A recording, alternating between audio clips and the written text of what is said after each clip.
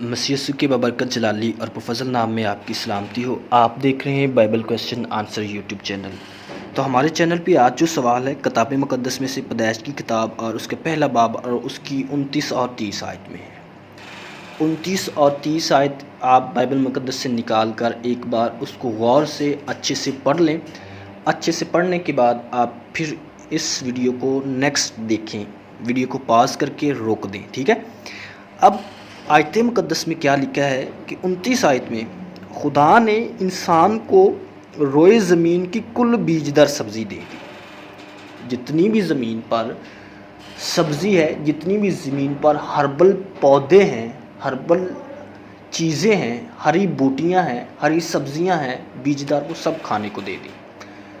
اب اگر سب چیزیں، سب جڑی بوٹیاں اور سب ہریالی کھائے گا تو کچھ جڑی بوٹیاں ایسی بھی ہیں، کچھ سبزی ایسی بھی ہے جو زہریلی ہے، زہر آلودہ ہے، تو یہ انسانی صحت کے لیے، انسان کے لیے ٹھیک نہیں ہے اور غیر فطری بات ہے۔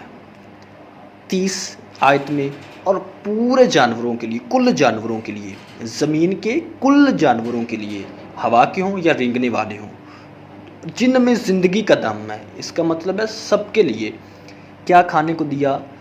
ہری بوٹیاں کھانے کو دیتا ہوں۔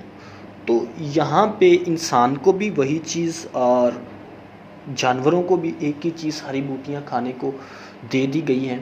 مطلب کہ سب چیزوں کی، سب جانداروں کی خوراک ایک ہی ہے، جبکہ انسان کل ہری بوٹیاں کھا نہیں سکتا، اس میں کچھ زہر آلودہ ہے۔ اسی طرح جانور جو ہیں وہ سارے کے سارے ہری بوٹیاں نہیں کھاتے، ان میں کچھ گوشت خور بھی ہیں، تو یہ کیسے پاسبل ہے؟ یہاں پہ ایسا کیوں لکھا ہے؟ اس سوال کا جواب جاننے کے لیے آپ اس ویڈیو کو آخر تک دیکھیں۔ اگر ویڈیو اچھی لگے، ویڈیو اچھی لگنے پر آپ لائک اور شیئر بھی کریں، اور پھر اگر آپ نے ابھی تک سبسکرائب نہیں کیا تو سبسکرائب بھی کر دیجیے گا۔ جی، تو اب ہم اپنے سوال کے جواب کی طرف بڑھتے ہیں۔ تو اس سوال کا جواب جاننے کے لیے یہ ضروری ہے کہ ہم دونوں کا ماحول سمجھ لیں کہ دونوں کا انوائرمنٹ کیسا تھا۔ باغ عدن، اب جب میں باغ عدن کا نام لیتا ہوں تو اس کا مطلب ہے کہ میں جنت کی بات کر رہا ہوں، میں خدا کی بادشاہت کی بات کر رہا ہوں۔ اب کچھ لوگوں کو اس میں اگر کوئی اعتراض ہو تو مجھے وہاں پہ سوال کر سکتے ہیں کہ اب باغ عدن کو جنت کیوں کہا، ٹھیک ہے۔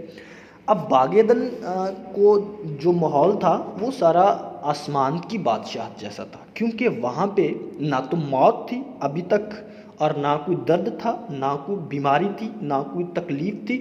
وہاں پہ خدا خود بادشاہت کرتا تھا، اور خدا آدم کے ساتھ، خدا اور آدم مطلب خدا اور اس کے لوگ آدم اور حوا ایک ساتھ تھے اور ایک ساتھ رہا کرتے تھے۔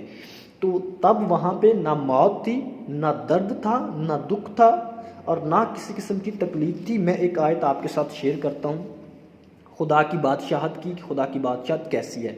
مکاشفہ 21 باب اور اس کی 4 آیت میں یوں لکھا ہے، اور وہ ان کی آنکھوں کے آنسو، سب آنسو پہنچ دے گا، اس کے بعد نہ موت رہے گی اور نہ ماتم رہے گا، نہ آہ و نالہ، نہ درد، پہلی چیزیں جاتی رہیں گی۔ ابھی جو چیزیں ابھی موجودہ ماحول میں چل رہی ہیں یہ ساری ختم ہو جائیں گی آسمان کی بادشاہت میں، جب خدا خود بادشاہ ہوگا۔ اسی طرح جب باغ عدن میں تھا تب بھی یہ ساری چیزیں نہیں تھیں، نہ موت تھی، دکھ تھا، ماتم تھا، نہ ہی آہ و نالہ تھا، نہ ہی درد تھا، ٹھیک ہے۔ تو یہ انوائرمنٹ آج والا انوائرمنٹ نہیں ہے، یہ بات جنت کی ہو رہی ہے، یہ بات خدا کی بادشاہت کی ہو رہی ہے، ٹھیک ہے۔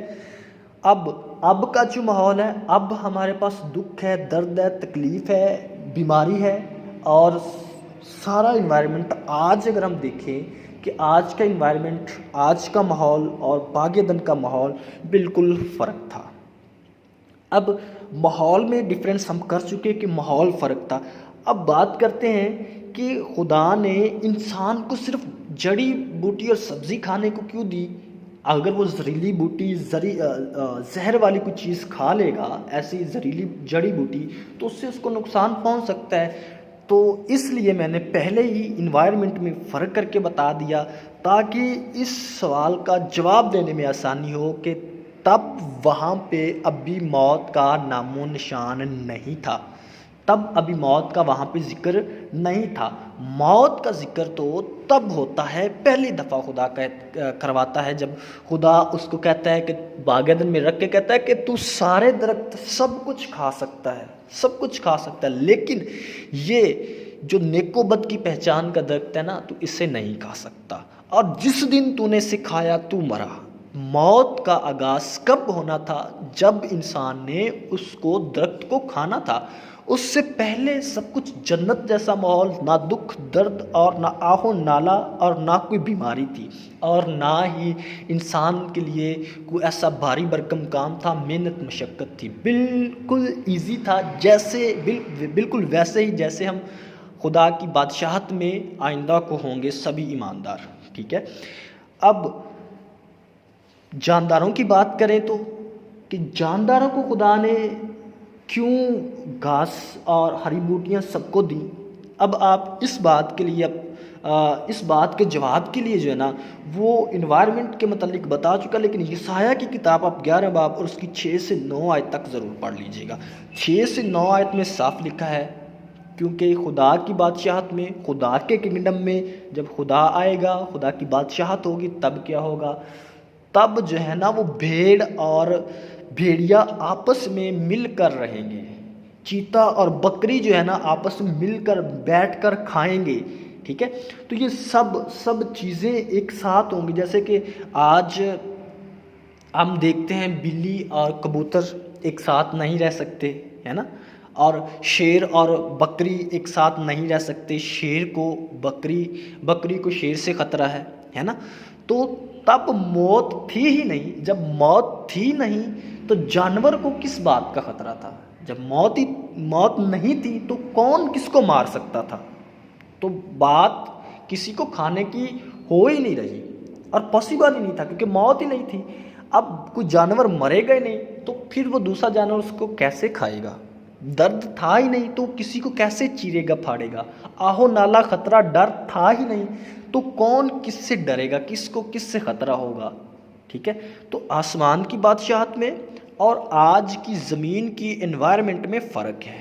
جب اس فرق کو جان لیں گے تو پھر یہ بات کلیئر ہو جائے گی کہ جب خدا نے کہا کہ تمام کل آسمان کے جو آسمان پہ اڑتے ہیں پرندے اور جو زمین پہ رینگتے ہیں اور سب کے لیے جو ہے نا وہ ایک جیسا ہی کھانا دیا، تو اس کا مطلب یہ ہوا کہ تب کا انوائرمنٹ ہی اور تھا، تب وہ خدا کی بادشاہت میں تھے۔ تب ایسا نہیں تھا کہ کوئی کسی کا ڈر تھا، درد تھا، تکلیف تھا۔ تو درد تکلیف کب شروع ہوئی؟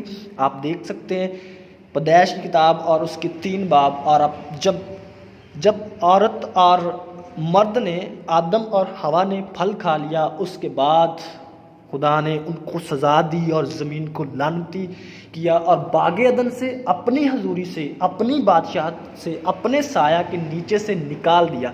اب جب اس کو باغ عدن سے، اپنی بادشاہت سے، اپنے کنگڈم سے نکال دیا تو زمین اس کے لیے لعنتی ہوئی، پھر اس نے اس کے لیے اونٹ کٹارے اگائے۔ تو اب زمین چونکہ لعنتی ہے، اس سبب سے اب اگر کوئی زہریلی بوٹی کھائیں گے تو ہماری صحت کو نقصان ہوگا۔ اب چونکہ موت ہے تو اس لیے ایک شیر بکری کو کھا سکتا ہے، مار سکتا ہے، کیونکہ مار کے ہی کھاتا ہے نا، تو موت آئے گی، مارے گا تو کھائے گا۔ درد تکلیف اب ہے، کیونکہ اب زمین پہلے جیسی نہیں، کیونکہ اب زمین خدا کی بادشاہت جیسی نہیں، ٹھیک ہے۔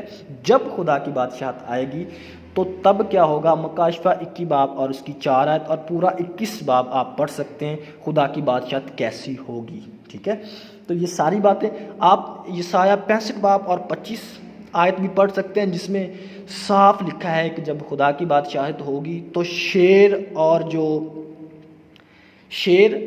کا جو کھانا ہوگا وہ یہی ہوگا جو دوسری بھیڑ بکری کھاتی ہے، چارہ بوسا ہی کھائے گی، ٹھیک ہے، چارہ یا بوسا وغیرہ جو آج جانوروں کا جو ہم گھر میں پالتے ہیں ان کا کھانا ہے، ٹھیک ہے۔